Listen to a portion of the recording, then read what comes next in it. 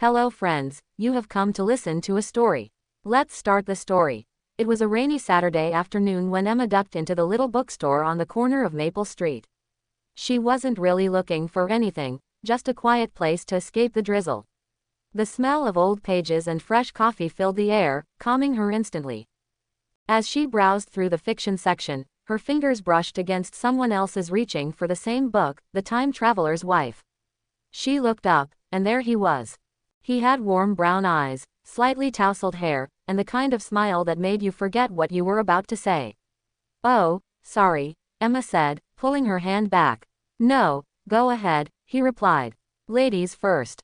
She laughed softly. "We can share it, if you promise not to spoil the ending." He grinned. "Deal. I'm Jack, by the way." They ended up sitting in the back corner of the store, sipping coffee and reading together. Time slipped away unnoticed. When the store owner finally announced closing time, neither of them wanted to leave. Jack hesitated for a moment before asking, "Would you maybe want to grab dinner sometime? Maybe finish the book together?" Emma smiled, her heart fluttering. "I'd like that." And just like that, under the hum of warm lights and the scent of old stories, a new one had begun. Their first official date was the very next weekend. Jack suggested a cozy little Italian restaurant just a few blocks from the bookstore. As fate would have it, it rained again.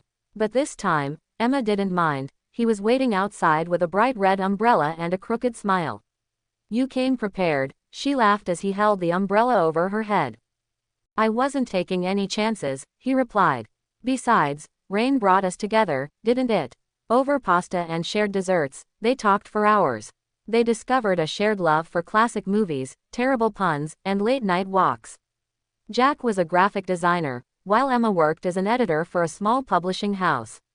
Books and stories were already part of both their lives, but now, they were beginning to write one of their own. When he walked her home that night, their fingers brushed again, just like that first moment in the bookstore. This time, neither of them pulled away. He stopped outside her apartment door, nervous but hopeful. "I had a really great time," Jack said, his voice a little softer than usual. "Me too," Emma whispered. And before either of them could overthink it, she leaned up and kissed him. It was gentle, warm, and full of everything they hadn't said out loud yet. It was the kind of kiss that promised something more. As he walked away that night, soaked but smiling, Jack already knew. He was falling for her. As weeks turned into months, Emma and Jack's story unfolded like a slow-burning romance novel, filled with laughter, inside jokes, quiet mornings, and the occasional silly argument over pizza toppings. She loved pineapple. He called it a crime against dough. Every Saturday, without fail, they'd return to the bookstore where they first met.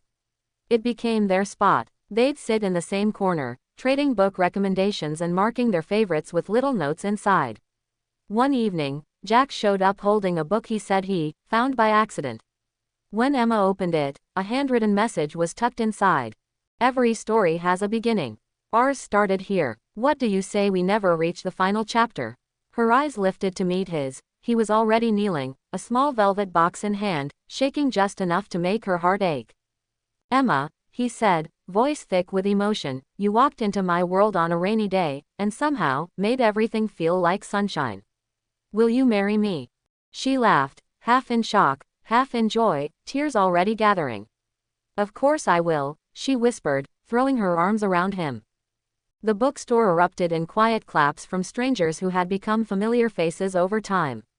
The owner brought over 2 cups of their usual coffee on the house. The wedding was small, intimate, and absolutely perfect.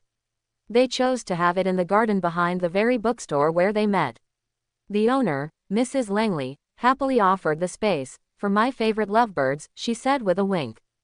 Emma wore a soft, vintage-inspired gown, and Jack, ever the romantic, had lined the aisle with pages from all their favorite novels. They didn't need hundreds of guests, just the people who mattered, and the place that meant everything. When they exchanged vows, Jack slipped a final surprise into his speech. "I used to think love stories were just things you read about. Until you reached for the same book as me. From that moment on, I didn't want to read another page without you." After the ceremony, as twilight settled in, they danced under strings of fairy lights and soft music. It wasn't flashy, but it was them. Years passed, and life changed, but their love only deepened. They bought a small house with built-in bookshelves in every room. They adopted a cat they named Chapter. And every anniversary, like a tradition written in their souls, they returned to the bookstore. One rainy day, just like the one that started it all, Emma walked into the shop holding the hand of a small girl with curly brown hair and a spark in her eye. "This is where Mommy and Daddy met," she told her daughter. And Jack, standing by the door, smiled as he watched his two favorite girls wander toward the fiction section, like pages of his favorite story coming back to life. Years rolled on, like the well-worn pages of a beloved novel. Emma and Jack grew older together. Their daughter, Lily, blossomed, first into a curious little reader who snuck books under her pillow, then into a young woman with dreams of becoming an author.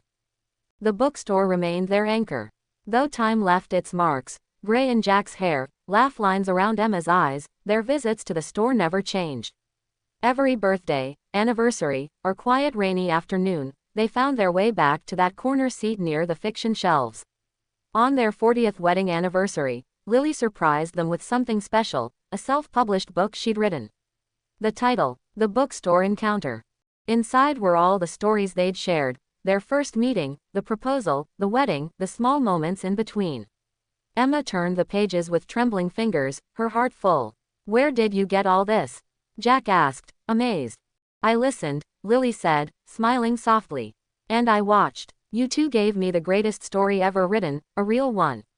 Years later, after Jack passed peacefully in his sleep, Emma returned to the bookstore alone.